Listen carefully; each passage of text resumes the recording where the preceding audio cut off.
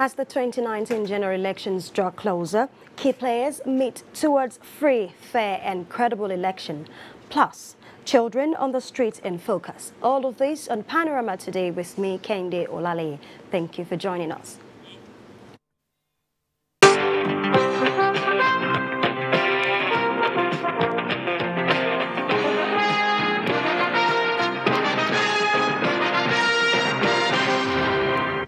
The Not Too Young to Run movement has distanced itself from Senate President Bukola Saraki's declaration to join the presidential race. Convener of the group, Samson Utodo, in a statement published by some Nigerian dailies, said it only invited Saraki and other chieftains of the People's Democratic Party to a town hall meeting as part of efforts to ensure that youth are given some concession ahead of the 2019 general election.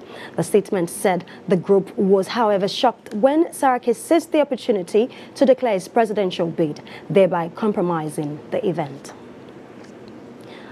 The people of KMS still have faith in the All Progressives Congress APC and support the re-election bid of President Muhammadu Buhari at a rousing reception organized in honor of Special Advisor to Kwara State Governor Abdullahi Haidu Dambaba for not defecting to the People's Democratic Party alongside the state governor, Abdul Fattah Ahmed. The community said the governing APC at the center is doing a lot to improve the well-being of Nigerians. They described Alhaji Dambaba as a courageous son of Kema who is doing the bid of the people by keeping faith with the APC. And the National Assembly Joint Committee on Electoral and Political Party Matters has reduced by over 100 million naira the budget proposed for the 2019 general election. This brings the figure down to 143.3 billion as against 143.5 billion proposed by President Muhammadu Buhari. National Assembly correspondent Lami Hali reports. The total package of the budget proposal for 2019 general elections submitted by the President and Independent National Electoral Commission to the National Assembly stood at 189.2 billion naira.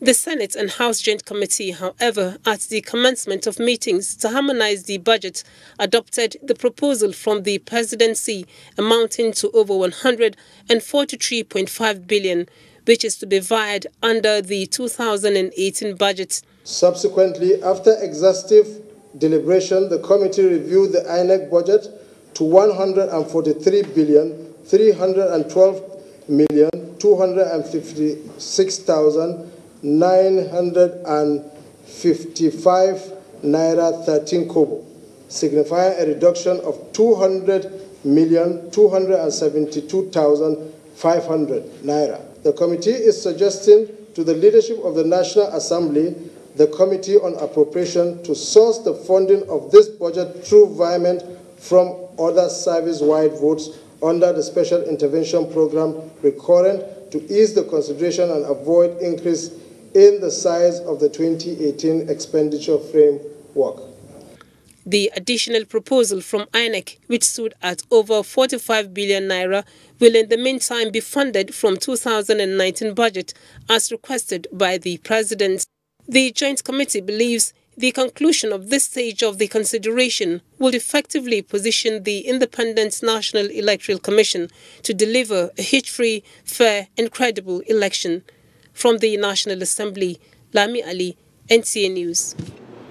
President Muhammadu Buhari is challenging stakeholders in the governing All Progressives Congress, especially in the southwest geopolitical zone, to do all it takes within the limit of the law towards ensuring that the party retains the governorship seat in Osun State. At a meeting with those that matter in the zone, the president emphasized the need for the success story of the APC to be maintained ahead of the 2019 polls. State House correspondent Adamu Sambo has details. The interactive meeting is in furtherance of President Muhammadu Buhari's strategic engagement with critical stakeholders of the APC aimed at deepening and sustaining the change agenda for a better Nigeria. In attendance were Vice President Yemi Oshimbaju, members of the National Working Committee, governors, and National Assembly members from the Southwest and other chieftains of the party. Everyone was there for one reason, the best way forward for the forthcoming Osun governorship election. And President Muhammadu Buhari believes that unity of purpose is critical towards achieving the objectives.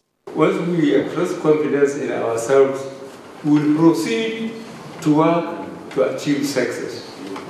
But if we maintain any division through whatever reason, then failure is guaranteed. May God protect us. Amen. We are going to be available at any time we are asked to come forward and campaign for our party, so that we will maintain our success story all over the country. As we are confident of victory, as we are working hard for victory, we want to plead for your support in ensuring that that victory is not just a token one, it's massive and unprecedented. Participants described the meeting summoned by President Muhammadu Buhari as well thought out, encouraging and reassuring. The opposing parties have no way of beating us. We have successes to build upon. We equally are bringing in one of the most competent and qualified technocrats. So it's value for money. All those aspirants who lost the election, they pledged their loyalty, they pledged their commitment, and they are part and parcel of the election campaign. I think that is very, very encouraging for us. Our people know us, our people believe in us, our people believe in our party. That's the party for the future. That's the party of the progressives. And I want to say categorically that by the grace of Almighty God, we are winning the election. And that will be a foundation for the re-election of Mr. President on 2019. Osun State governorship election is scheduled for the 22nd of September this year. From the State House, Adamu Sambu, NTA News. President Muhammadu Buhari has made a strong case for members of the governing All Progressives Congress to do whatever it takes towards leaving a shining example in the forthcoming party primaries ahead of the 2019 general election. Addressing National Executive Council Committee meeting of the party at its national headquarters in Abuja, the president maintained that defectors have left no doubt on the superstructure of the APC. State House correspondent Adamu Sambo again reports. The National Executive Committee meeting, the first since the election of the new national leadership of the party, was convened to, among others, fashion out modalities for the forthcoming party primaries. President Muhammadu Buhari stated that any political party worth its salt must get its internal democracy right. The forthcoming primary elections in the APC, he therefore insists, must be in complete compliance with the constitutions of Nigeria, that of the party, as well as the Electoral Act. I urge all and sundry to ensure that we play the game according to the rules. Come out with free, fair, and credible primaries. Let us shine the light through our primaries, and the rest of the country will find the way. The president congratulated the current leadership of the party for the string of victories recorded in the recently concluded by-elections, as well as keeping the APC stronger and together despite defections to other parties. The exit barely made a dent in our superstructure. APC remains in control and increases by the day. President Buhari used the forum to reassure Nigerians that the federal government will continue to fight corruption, secure the country, and reposition the economy for job creation to give the youth a sustainable future.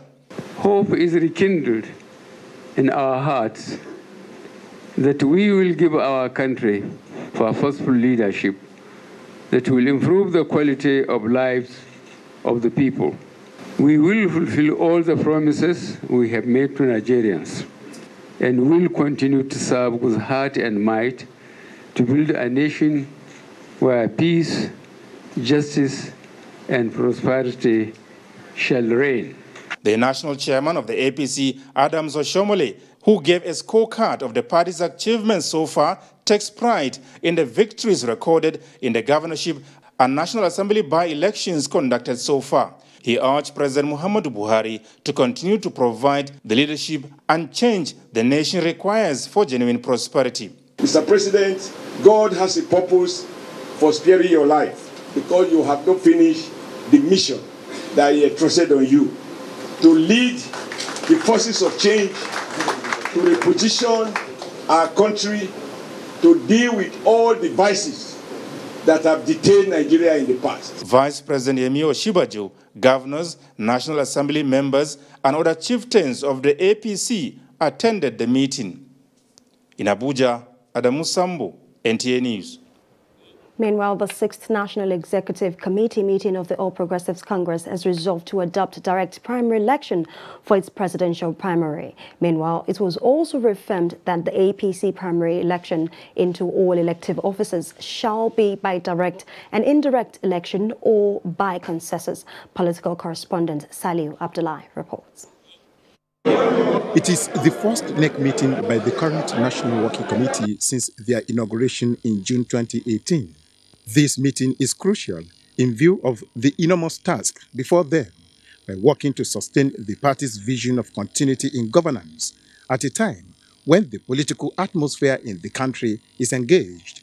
After over 3 hours of meeting behind closed doors, Governor Simon Lalong of Plateau State addressed the media.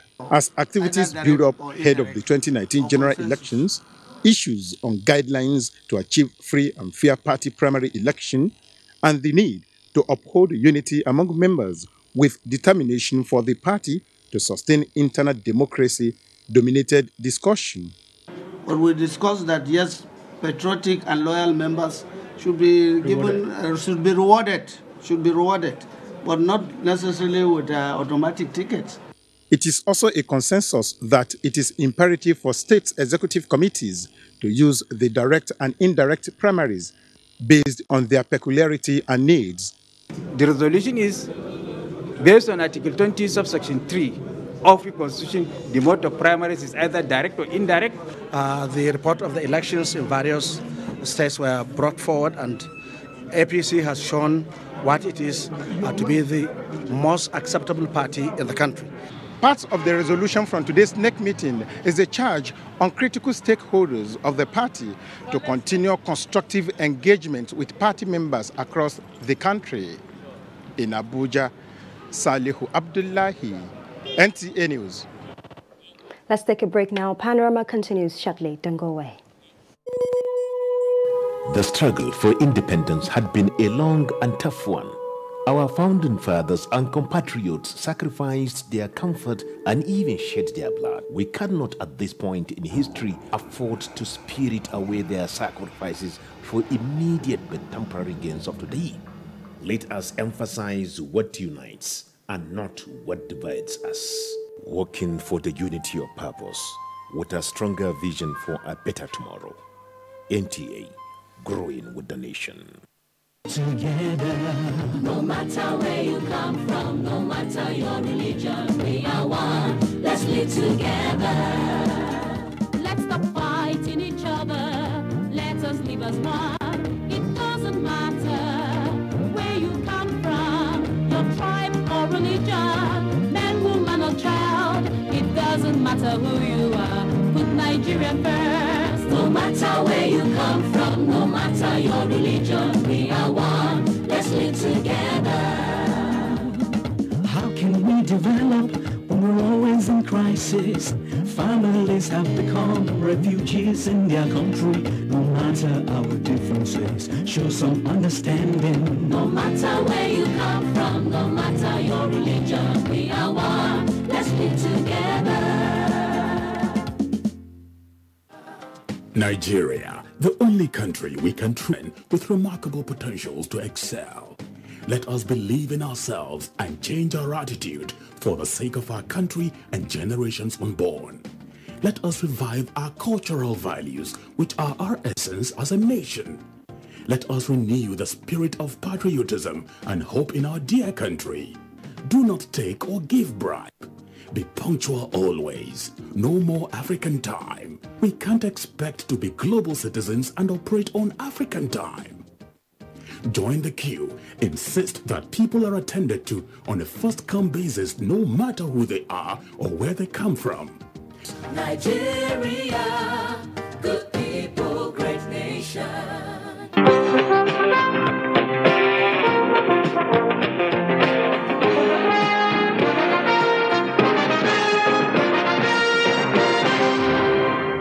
Thank you for being with us. ECOWAS Commission has been urged to develop communication strategies that would provide clear and consistent message to enhance the common understanding of the people, especially for the purpose of peace, security and economic growth of the sub-region. This is the view of resource persons and members of the ECOWAS Parliament at the ongoing delocalized meeting in Monrovia, Liberia. Joseph Orok reports. Broadcasting is no doubt a powerful catalyst in driving regional integration, and so serious consideration needs to be made to take advantage of the broadcasting outfits. This is why these resource persons, while speaking on maximizing effective audience reach of an ECOWAS radio and advancing regional integration in a digital world, warns the expansion of the current capacity of ECOWAS radio in Liberia to other parts of the region. ECOWAS, the resource persons maintains, can do this by installing relay installations in the 15-member countries. There has to be a strategy designed to be able to reach the majority of the people. That is, developing programs that in the various vernacular that will directly affect them. But how are the members of parliament reacting to this?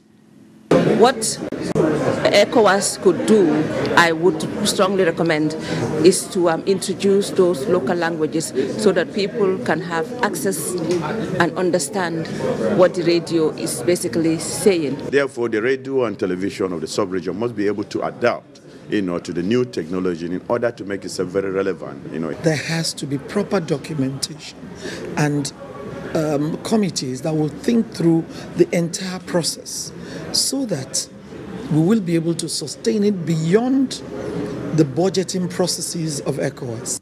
Discussants agree that the technical structure of ECOWAS radio needs to be improved upon to serve as the central hub linking member states through their national broadcasts. In Monrovia, Joseph Orok, NTA News. The law against recruitment, transportation, employment and hiring out of a child to do exploitative, injurious work hazardous to the child's physical, social and psychological development should be enforced to serve as deterrent to erring parents or guidance. This came to the fore at a book launch titled The Plight of Street Children in Nigeria, organized by the National Agency for Prohibition of Trafficking in Persons. Lydia Odije-Oje was there. 11-year-old Emmanuel Joseph is one among hundreds, if not thousands, of children hawking on the streets of the Federal Capital Territory, Abuja. Who sent you to sell grammars? My mom, for my school fees. It's good for children to sell things? No. Okay, why do you think it's not good? Because anything can happen to you. This 16-year-old felt too embarrassed to disclose his identity. According to recent reports, this is the plight of more than 1.3 million children rendered homeless due to conflicts and socio-economic conditions. Statistics also indicate that more than 250 million children between the ages of 5 and 17 are already involved in one form of labor or another. Street children syndrome is already a menace.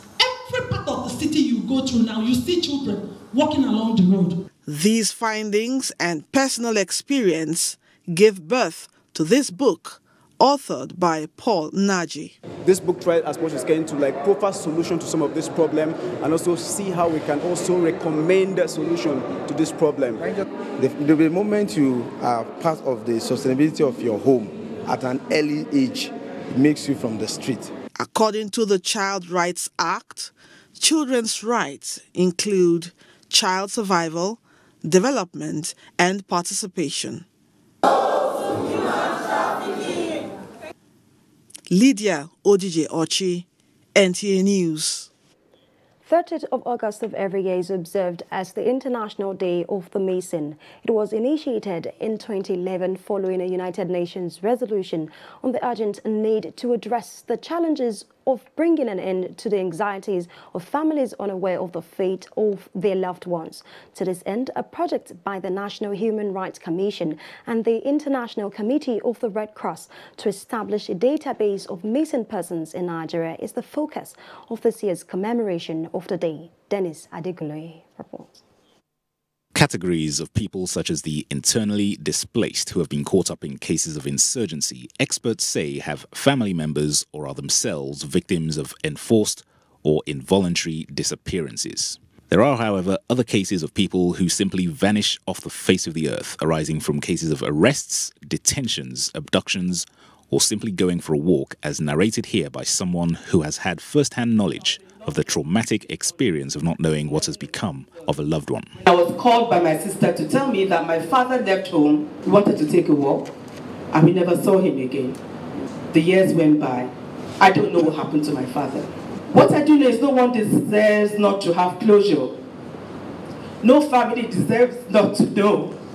Harrowing experiences such as these informed this government-initiated collaboration between the National Human Rights Commission and the International Committee of the Red Cross.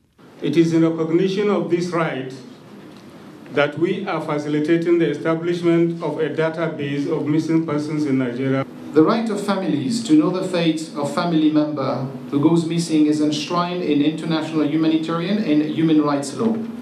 The project on the establishment of the database of missing persons was born out of the need to address this challenge of increasing numbers, since there is no formalized, standardized, and technology-enabled national structure to address the humanitarian consequences of the phenomenon across state and national borders. Part of what the database then seeks to do is actually to show that we have not forgotten. For the full purpose of this initiative to be achieved, experts advise that the project should not be solely concentrated in the northeast, but extended to other parts of the country, and it was stressed that there must be interagency cooperation, strong leverage on technology, human capacity building, and effective monitoring and evaluation. Dennis Adegunloye, NTA News. An outbreak in infection suspected to be gastroenteritis has claimed the lives of 15 persons in Tara village of Sabungiri local government area of Sokoto State. Abdurrahman Jibrila visited the community and has details. To the community and health personnel in the area, the disease broke out on the 22nd of August, and village head of Tara, Rabi Ume Nasara, told NTA News that so far 15 people lost their lives before receiving medical attention. A visit to the isolation center being manned by the health personnel of the Tara Primary Health Center. Officer in charge, Yahya Haruna, said 42 cases were recorded so far with only one death. Member representing Sabon South constituency in the State House of Assembly, Saidu Naino Ibrahim, while on a sympathy visit, assured people of the community of doing everything possible to stop the spread of the disease, and condoled with the families of the deceased and donated cash assistance to them. Meanwhile, Senator representing Sokoto East Senatorial District, Ibrahim Abdullahi Gobir, has donated drugs to the affected community to complement government's effort. Sokoto State Ministry of Health says it has already visited the community and taken necessary measures to prevent the spread of the disease, which is not cholera but gastroenteritis. The source of that outbreak has been traced to contamination of the source of drinking water, and not only in Tari village, even from other reported cases of outbreaks. The Permanent Secretary Al-Mustafa Uthman Ali said they have received similar reports from 7 local government areas in the state and had received support from the Federal Ministry of Health and the National Center for Disease Control. In Sokoto, Abrahman Usman Jibrila. Up next is sport, and Ayodeji Makinde is our guide. Golden Eaglets will depart Nigeria Friday to participate in the 2019 CAF Under-17 AFCON West B region qualifiers scheduled to begin in Nigeria.